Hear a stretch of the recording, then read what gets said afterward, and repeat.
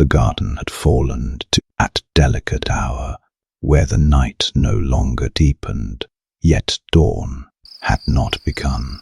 Aliza sat upon the stone bench beneath the climbing ivy.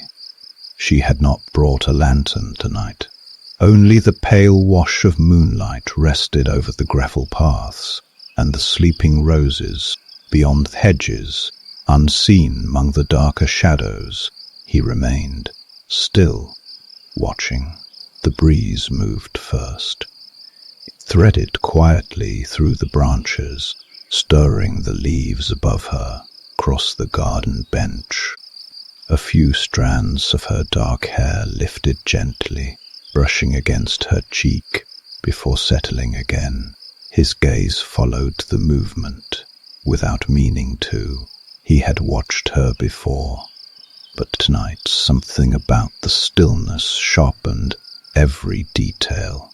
The quiet rise and fall of her breathing, the way her fingers traced the carved edge of the bench without thought, the way her eyes drifted across the garden as though she felt something just beyond understanding. His jaw tightened, not from anger, from restraint.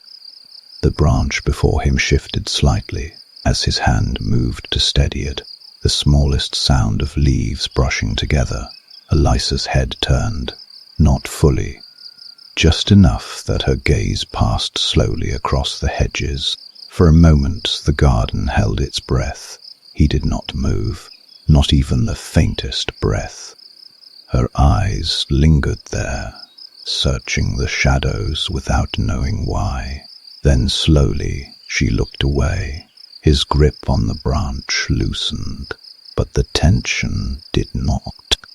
She shifted slightly upon the bench, drawing one foot back beneath the folds of her dress, as though preparing to rise.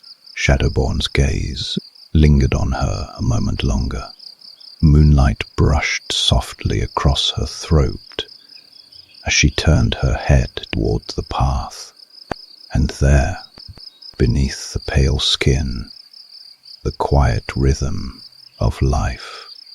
A pulse, slow, steady.